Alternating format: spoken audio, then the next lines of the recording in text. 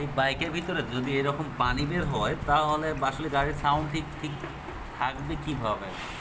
দেখেন, দিছে cooling water, যদি এরকম অবস্থা বের হয়। আচ্ছা, কুলিং ওয়াটারের কালার ছিল একটা, কিন্তু এরকম সাদা হয়ে গেছে দেখেন। এত 2 নম্বরই যদি হয় বাইকগুলো, তাহলে কি হবে? এই পানির কারণে দেখতেছি আমি আমার এই বাইকগুলোতে লকার, ক্যাম, পিস্টন সব চলে যাবে এক এক করে, এই কুলিং ওয়াটার পানির কারণেই। তো ওই জন্য সব চেঞ্জ করে ফেললাম।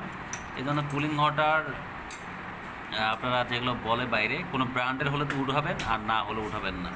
পারলে গুগলে সার্চ দিবেন, দেখবেন যে এটা ব্র্যান্ডের মধ্যে পড়ে কিনা।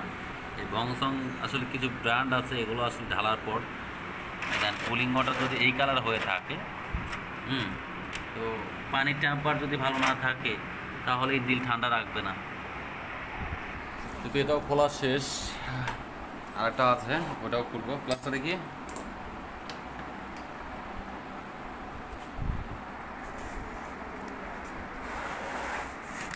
এটা ফাটা। এদিকে এই যে মোটুলের হয়তো এরকম উঠাবেন, তাহলে হয়তো সমস্যা হবে না, কারণ এই কুলেন্টটা এটা উঠাবেন, না হলে হাইব্রিড উঠাবেন যদি পান আরও। এ ধর,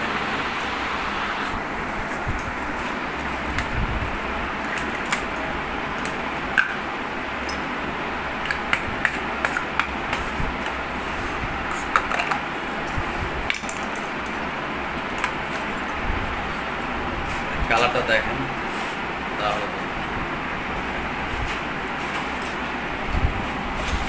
ভিতরে এটা আছে, এই জন্য ওয়াশ করবো। তো আগে একটু দিয়ে আগেরটা ফেলে দিচ্ছি, আগেরটা ফেলবো বলে ঢাললাম, আগেরটা ঢালছি, পানিটা বের হচ্ছে, বসে যাচ্ছে ওটা দেখে।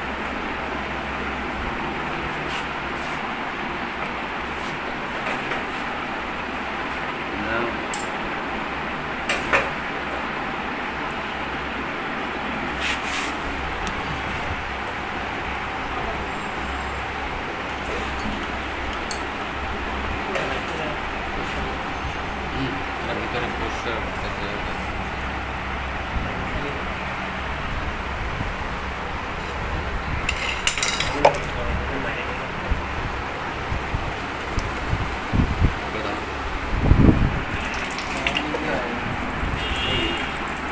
নিচে করতেছে, দেখেন কুলিং ওয়াটারের কালারটাই থাকে একটু আলাদা। এই যে পরে যেগুলো করতেছে সবগুলো কালার থাকে আলাদা। ওই সাইডে পড়তে দেখেন, এটার ভিতরে দেখেন কালার, যেটা ঢাললাম এটা একটু মিক্স করে দিলে কালারটা কী হয়ে গেল দেখেন। আগে ছিল সাদা পানি, সাদা একটু পানি ছিল না সাদাগুলো, আর জাস্ট আমি একটু ঢেলে দিলাম, পুরো কালারটা দেখেন, পানিটা পুরো কালারিং হয়ে গেল। কি বললেন? 1 লিটার পানির মধ্যে যদি এরকম কালারিং দেওয়া যায় তাহলে এরকম কালার পানি হয়ে গেল। আগে এই পানিটা ছিল সাদা, সেই জন্য কুলিং ওয়াটারটা খুবই ইম্পর্টেন্ট দরকার বাইকের জন্য। কারণ এখানে আর এখানে ড্রেন করার সিস্টেম আছে, এখানে নাট একটা আছে, এখানে খুলে দিলে আপনি খুব সুন্দরভাবে বের হয়ে যাবে সব কিছু।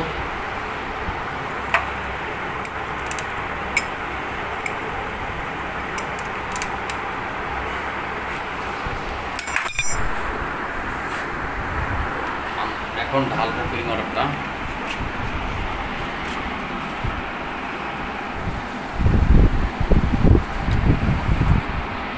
আচ্ছা, একটা জিনিস চেক করবো, হ্যাঁ, ওই পানির বোতল একটা নিয়ে পুজোটা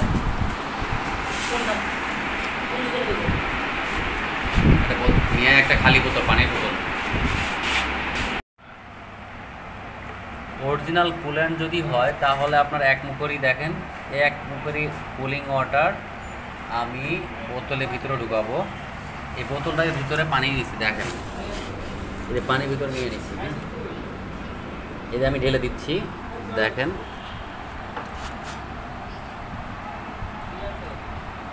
কালারটা কীরকম হয় দেখেন, জাস্ট একটু দেখাইলাম, শুধু 1 মুখেরই পানি দিছি আমি দেখেন, জাস্ট কুলিং ওয়াটার হচ্ছে। ওকে, কি বুঝলেন? এই 1 মুখের শুধু পানি দিচ্ছি, আর হাফ লিটার পানির মধ্যে দেখেন পুরোটা কুলিং ওয়াটারের কালার চলে আসছে। আপনার যদি অরিজিনাল কুলিং ওয়াটার হয় তাহলে এখানে বুঝতে পারবেন খুব সহজভাবে। এটা একটা পানির মধ্যে মিক্স করবেন, দেখবেন কালারটা হুবহু সেম চলে আসবে। দেখছেন একবারে পুরো সেম যেরকম কালার, শুধু এক মুখেরই আমি কুলিং ওয়াটার ঢালছি আর পুরোটা দেখেন মানে আপনার কুলেন্ট হয়ে গেছে। তো এই পানিটা যদি দেওয়া হয় তাহলে পানিটা কি আপনার তাপমাত্রা কন্ট্রোল করবে? করবে না, বাইকের ক্ষতি হবে। তো সাবধান, আমি যেটা দেখালাম আজে বাজে উঠাবেন না কুলিং ওয়াটারের জন্য।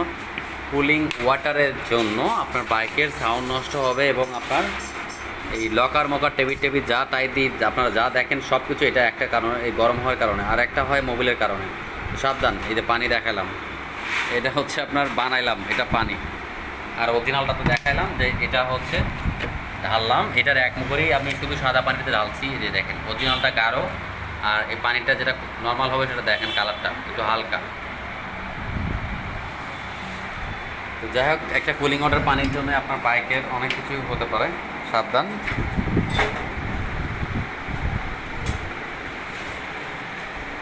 আর বলতে গেলে বাইকটা আসলে অনেক দূর থেকে আসছে, দূর বলতে আসলে বেশি দূরও না, নারায়ণগঞ্জ।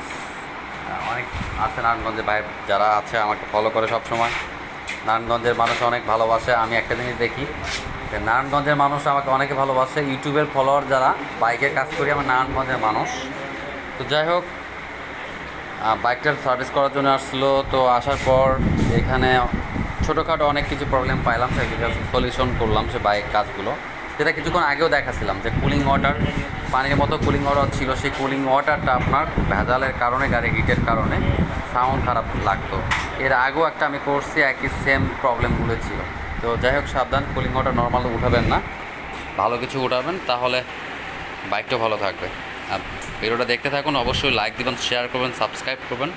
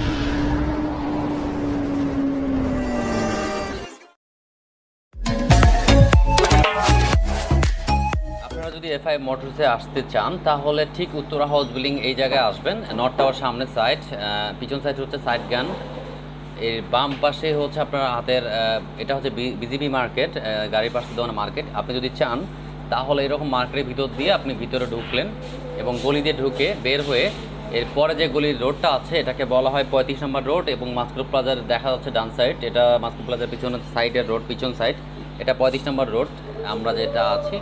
এখন আমি ঢুকতেছি সেক্টরের ভিতরে, আমরা যাব হচ্ছে 33 নম্বর রোডে, ওই রোডে গেলেই পেয়ে যাবেন দোকানটা, তাই দেখাচ্ছি আপনাদেরকে।